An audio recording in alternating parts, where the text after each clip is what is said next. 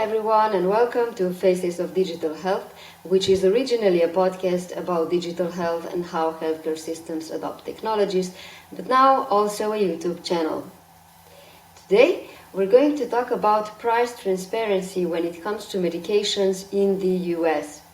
Because this is a free market, prices can differ substantially. But there's a lot of technologies that are already helping either providers or consumers to figure out what's the price they will have to pay for a specific medication even before the patient reaches the pharmacy to pick up his treatment. I talked with Carm Huntress, who is the CEO of RxRevu, one of the providers of software that helps healthcare providers, so doctors, figure out how much a specific drug will cost already when they're talking to a patient in their office. Enjoy the discussion, and to browse through other episodes as well, see the YouTube channel videos and also visit our website www.facesofdigitalhealth.com.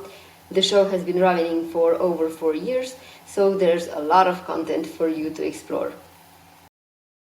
Carm, welcome to Faces of Digital Health, and today we're going to talk about drug transparency in the US and also explain a lot about how drug pricing and transparency works in the US, because it's a very complex topic. So perhaps the best way to approach it would be to start by explaining the environment you work in. So RxRevu's mission is to bring prescription price transparency to every provider across the country. So for the international listeners, can you describe how big of a problem is drug price differences and transparency in the US? Yeah, well, the challenge in the U.S. is that we have hundreds of different insurance plans in the U.S., everything from commercial to Medicare to Medicaid. And each one of those commercial health plans negotiates different rates for drugs and what they're going to, what they're willing to pay, what they're going to charge their patients, and even if those drugs are actually covered or not covered with your insurance. And that complexity kind of shows up at the point of care when the provider is selecting a drug for a patient. And when they do that today, without technology like ours, they would just go to, maybe their favorite statin they always prescribe and go ahead and just select that drug and then e-prescribe it to their local pharmacy. And a few years ago, when we were starting up, these technologies started to emerge to allow to do real-time drug cost transparency transactions, where we could actually go and run a digital transaction with a person's insurance company to get the cost of the drug on their specific insurance plan, as well as lower cost options, and determine if the drug was even covered on the person's plan. And we realized, this would be incredibly helpful information if we could get this in front of every provider when they're making that decision for the patient. So we started working with most of the national insurance companies. We now cover 150 million lives that we can do real-time pricing for. And then we started to embed this information in the ordering workflows within the electronic health records. So when the provider's doing their drug selection and making that order, we actually price it in real time, show lower cost options, as well as a lot of other information about the person's benefit, if there's going to be a prior authorization, for instance, and maybe they can avoid that with another drug and not have to do that. All that information we now bring in real time to the point of care. We support about 200,000 doctors now with this technology, and we run a couple million of these transactions every month. So it's pretty exciting in terms of the progress we've made over the last few years and what we're doing for doctors. So you've got a lot of data that you can analyze and think about how to further improve the service, right? Yeah, the data stuff we're just starting to get into this year. It's pretty exciting, where we're really starting to measure the effect of, when you present this information, how often does the doctor change their behavior? What's sort of the average savings we save when a doctor does select a lower cost option. On average, we save patients about $260 a month. So it's pretty significant in terms of dollars saved to patients when a lower cost option is selected. But we're really starting to think about how we can use all this data to help further improve doctors' decision making, giving them reports and visibility on their performance, for instance, compared to their peers. And we think that's going to continue to drive the impact we can have, and really continue to improve the decisions providers are making around their patients and drug costs. Was it difficult to get the support or to convince insurance companies to, just enable you to make the connection between the providers and insurance companies? Why was this in their interest? Yeah, well, they cover the cost of the drugs. The patient pays a copay at a pharmacy, and then your insurance, plan covers the rest of that cost. Obviously, if they can lower that cost, that's financially beneficial to them. So there is a pretty significant advantage for them to work with us. I would say there was a lot of reluctance early on to sort of put the investment, the capital necessary for them to stand up these services that we connect to and then get the data to the point of care. It's an interesting history. The standard that we use, which is called real-time pharmacy benefit, RTPB, or sometimes RTBC, real-time benefit check. That's a standard that was developed. It was actually originally written in 2004, and it sat on the shelf for over basically a decade. Nobody really had interest in it, and then some, drug costs, starting in around 2010, really started to go up in the U.S. Copays started to go up. You had high deductible plans. You had, very high deductibles now, and even co-insurance, things that make it very expensive for patients. And so the necessity to have this, as well as thinking about getting into value-based care, really led insurance companies to think about bringing this forward.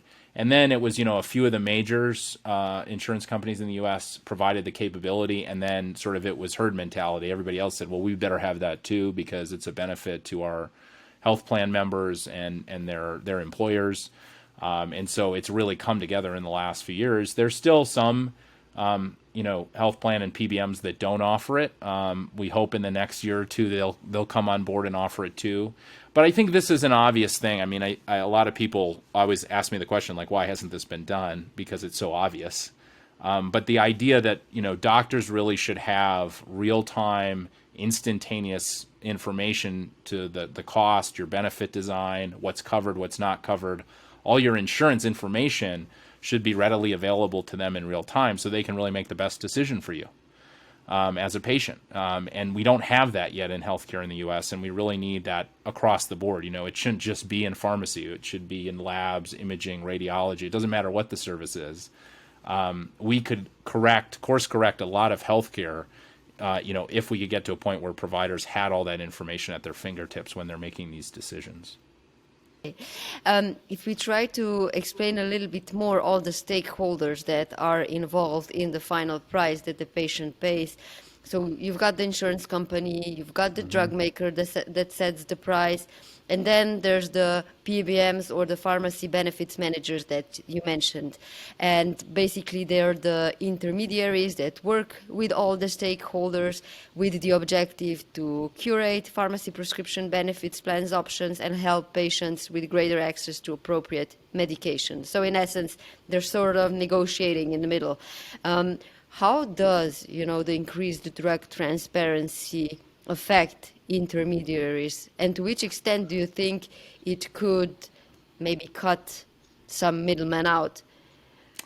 Well, I think where we are today is it's really helping rationalize, in kind of two directions. What's the best drug for the patient? What's covered? How much will it cost? Does it have a prior authorization, right?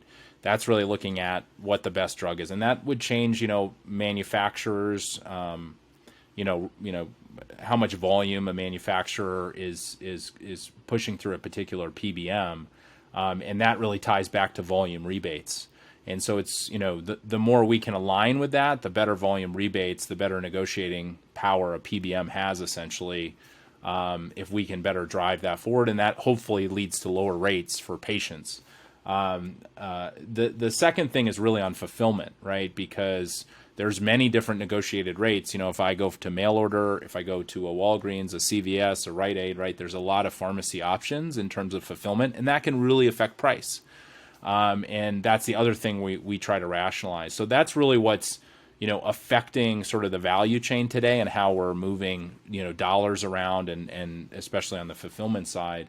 In the future, you could imagine a world where there's more of a direct manufacturing opportunity, right? Where, either the entities we work with, like the large health systems, are buying directly from manufacturers, and the fulfillment's happening at directly, in the clinic, in the physician's office, and the patients may be paying cash or something that makes the drugs more affordable. I think CBI Insights did a great study on this, that about 41 cents of every prescription dollar is going to middlemen, whether that's wholesalers, pharmacies, PBMs, payers. There's all these middlemen that are obviously benefiting from essentially moving the drug around or negotiating the rate for the drug, that aren't really, quote unquote, providing a huge amount of value. And I think in the next 5 to 10 years, because of where healthcare is going and because of the desire to move into value, I think that sort of economic pie there needs to get better distributed, and I think we'll see a compression of that 41 cents. And you're starting to see this in niches where you have direct-to-consumer plays like Hims and Hers and Roman and even maybe some of the work Amazon's doing. But it is really in these niche verticals where consumers can just go buy directly, and there's really a lot less, there aren't really middlemen there. And so I think that trend is going to continue and put pressure on sort of reshaping the economics of the value chain. So here's maybe a brave question, I guess. From the European perspective, we've got a highly regulated system when it comes to drug prices. They still differ around Europe, but more or less they are kind of negotiated on a high level, so you can't see huge differences inside a specific country. Do you think it could ever happen that in the US prices would be more fixed, so there would be less negotiations needed to get to pricings, because the differences can be very substantial? Yeah, I mean, there's a lot of talk about sort of reference-based pricing or putting caps on the prices of drugs. I think this is a really hard problem to solve. Because of the multitude of payers and PBMs and the complexity of these value chains, it will be hard to rationalize. I've really come to a conclusion that the future is value. I mean, I think, if you think about normal sort of supply-demand value chains, right? It's like, this product has so much value, and therefore we pay this much for it. I think we're going to head into that arena with a lot of different types of drugs, where if, there's rates set for it based on how much value and, clinical effectiveness it really has for a patient. And that will come through the liquidity of transparency, both on a cost and clinical side. Once we have sort of scaled access to that type of information, we can really start to measure. And once you can measure, you can start to say, how much is this worth and how much is this really helping patients? And then we can have an economic discussion about, well, what should we price that drug at and what's a rational cost for it? I get a little bit scared when I hear about sort of the next revolution of drugs and gene editing and other categories that are multi-million-dollar cures, essentially. But that's not really sustainable. We can't really live. The idea of having, I've heard crazy stuff like people having drug mortgages, where they're going to have to pay off a curative thing over their lifetime. I think, that's probably a bridge too far, and we need to find more rationally value-based, ways of approaching this that work for patients and insurers and employers. And I think we'll get there. It's going to be a tough road ahead because, today it's still kind of the Wild West where, drugs are priced at whatever kind of the manufacturer feels is appropriate, and we all kind of live with that price. And I do think that has to change. Mm-hmm. Let's try to look a little bit at what drug transparency for prescribers actually mean. So how does it affect clinical decision making? Yeah, I mean, if you think about sort of the clinical effect we have, we look at its cost as no different than a clinical factor. You might not take a drug because it has a nasty side effect, right? You also might not take a drug because you can't afford it. And so if a patient's not going to take a drug because they can't afford it, then that's not a viable treatment option. And the doctor needs to really look at it that way. And that's just the world that we live in here in the U.S. And so that's really how it's affecting clinical decision making. We're trying to be rational in that, when we show a therapeutic alternative or, an option to the doctor, it's a reasonable alternative. It's not kind of off the reservation or something inappropriate. And the doctor has to do kind of the rationalization of, well, wait, is this, will this have the same, sort of outcome or efficacy of the alternative? But in most, for most conditions, there are many drug options that basically have the same efficacy. You just need to figure out the cost, right? And is it affordable, and will ultimately the patient pay for it and then be adherent to that drug, which is ultimately what the doctor wants. So that's kind of our viewpoint of how we look at cost, just like any other clinical factor. And it really does need, in this day and age, needs to be considered that way, because we ultimately want the patient to take the drug and be adherent. So basically, when a patient is in the doctor's office and when the doctor is writing a prescription, does the doctor see, when you say alternatives of medications, do you mean the list of biosimilars and generic drugs that the doctor can compare regarding what he wants to prescribe? Yeah, I mean, the alternatives could be a whole host of things. I mean, typically they're just alternatives in the same class of drugs. Like an ACE inhibitor or something, we'll look at a bunch of different ACE inhibitors, and there might be a dozen of those options, and then just find out what the lowest cost option is in that drug class, and then present that to the doctor. It might be going from a brand to a generic, right? It's same drug, it's just the generic version or a biosimilar, for instance. So all those options are really presented to the doctor in that real-time transaction, and we do our best to give them things we know are rational, make sense, and have the same clinical efficacy, but just are much less expensive or are covered by the patient's insurance. If we try to compare, prescribing with or without transparency, so does it actually happen that now, with that, doctors talk to the patients and ask them, will you be able to afford this drug? And, they check the prices before they decide for a prescription, because I imagine that impacts the workflow of a clinician, so instead of just writing a prescription for something that he's used to prescribing out of habit and out of just knowledge based on the patient and what the doctor believes will help this patient. Now the doctor actually takes the additional time to look at drug prices. Yeah, I mean, today it's a pretty sad state of affairs when you don't have real-time benefit. The provider's just going back to what they know. And with what we're doing, we're really giving that complete picture. And we kind of internally, we talk about it as a moment of shared decision making, right? Where the doctor can turn to the patient and say, look, I'm looking at this statin, for you, looks like it's going to be $250. I've got some lower cost alternatives here. Maybe we can get it down to $50. Can you even afford it? And even in some case, it's a very expensive drug and there isn't an alternative. And then there's all sorts of things the doctor can talk about, whether that's financial assistance programs or maybe a different treatment option. Maybe it's an app. Maybe it's, we're going to focus on exercise instead. I think it's really bringing that rational discussion, because a third of the reason for abandonment of drugs is cost. And so it's a pretty big deal in terms of, why patients won't pick up their drugs. There was just a study that came out that showed just a 10% increase in the copay cost to a patient leads to much, much higher abandonment rates. And the reason for that is, patients basically just sort of once they're used to paying $20 and all of a sudden it's $50, they just go, oh, forget about it, I'm not going to take my drug. The scary part of that study was that they were basically saying it's leading to higher mortality. Because these non-adherent patients, their conditions deteriorate, they end up in the hospital and get more sick and eventually die. So it was a very sort of stark study of sort of saying, look, cost really matters here, and changing the cost on a patient is a big deal. So we need to be more sensitive to this, I think, overall, and really, both educate patients that these options do exist, but more importantly, really help doctors understand, look, this is right in your workflow. It's a click of a button, or it automatically comes up.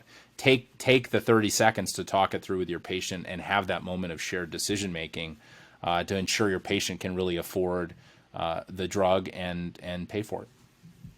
Which kind of answers another question that I had, which is, how is drug transparency more than just a patient problem?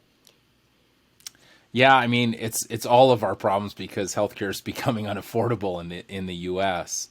But if you look at it from the provider lens, right? They deal constantly with sort of headaches related to pharmacy callbacks or prior authorizations where they have to fill out a form to get the patient on the drug. There's some pretty stark studies that have been done in this. I think the first one is they did a cost estimate and they said, about $15,000 worth of doctor time is wasted every single year on just pharmacy callbacks. And that's per doctor, pharmacy callbacks and dealing with pharmacy issues where they might have to switch the drug. And now they're saying about 20% of clinical staff time per week is spent dealing with pharmacy issues for patients. So, dealing with not covered to cover, dealing with prior authorizations, dealing with pharmacy issues, dealing with, coverage issues. There's just an ongoing list of administrative headaches. So it has a dramatic effect on the providers and their clinical staff. And again, we can just in an instant rationalize this all up front. The doctor just takes, maybe 30 seconds and or less and sort of looks at the data and makes a better decision for the patient. And then all that downstream waste is eliminated. So this really affects everybody. And then if you think about it from a large employer or payer perspective, right? The thing you want is you want your patients to get on the drugs that they're prescribed. You want them to stay adherent. That keeps them healthy. That keeps them working. That keeps them, in their jobs. And I think all those things are really important. So, we really look at this as a central part of, driving, good patient care and good quality care, and ultimately leading to value, right? Because we can start to rationalize, hey, the patient could afford it. They took the drug.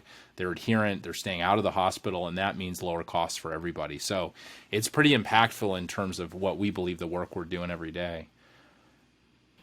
How would you describe kind of the broader landscape of trying to control or bring transparency in drug prices in the US? In the last 10 years, a lot of startups have started addressing this issue. So GoodRx is trying to bring transparency to the patients.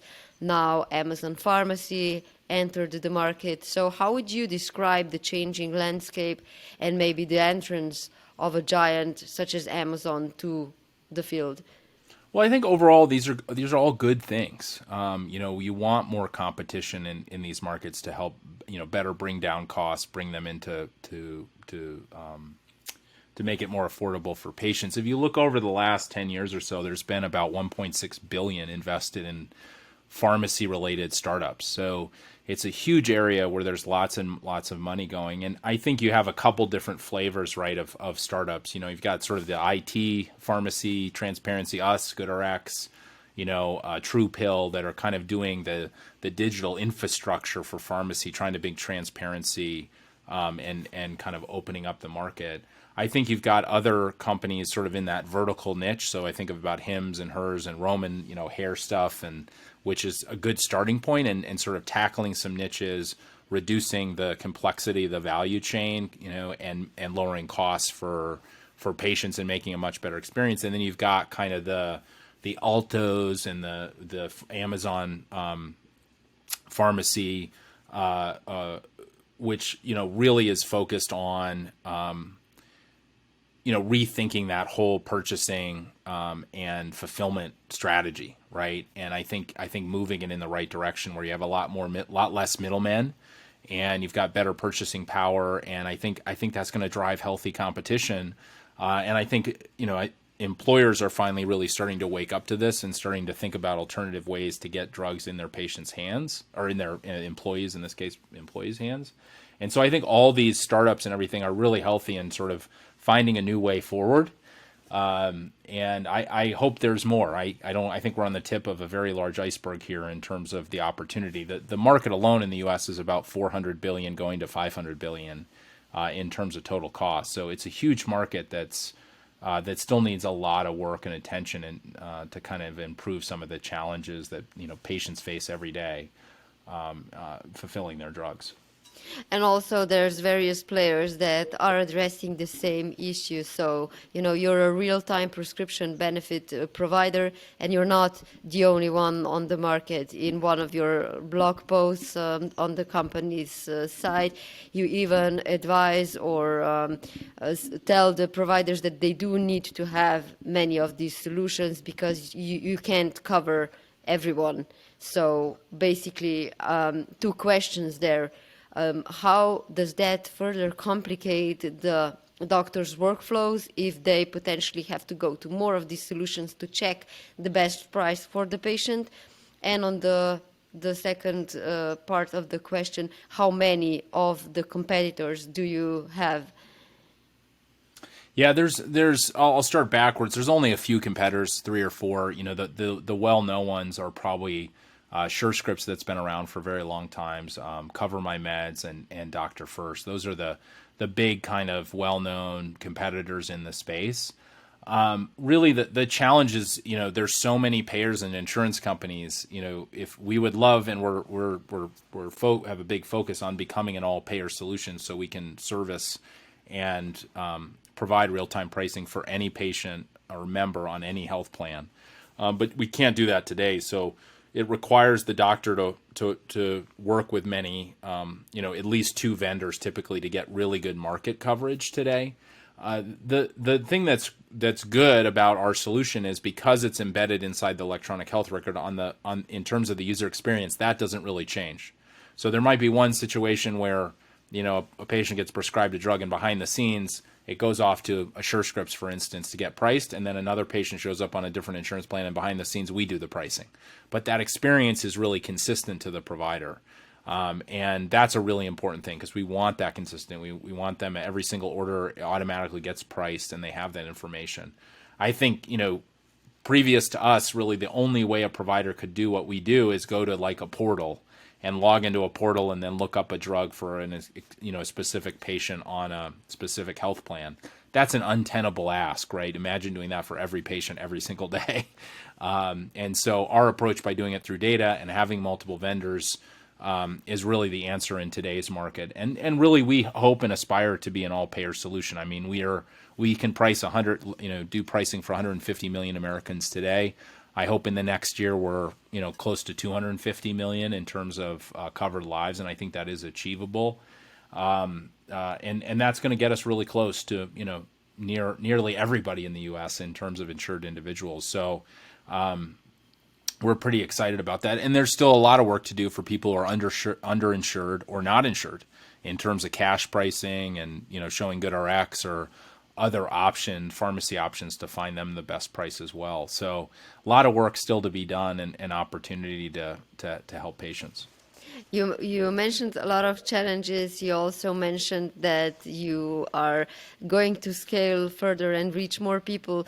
But still, is there any challenge that you're specifically focused on or that you identified as one of your priorities that you want to tackle in the upcoming years?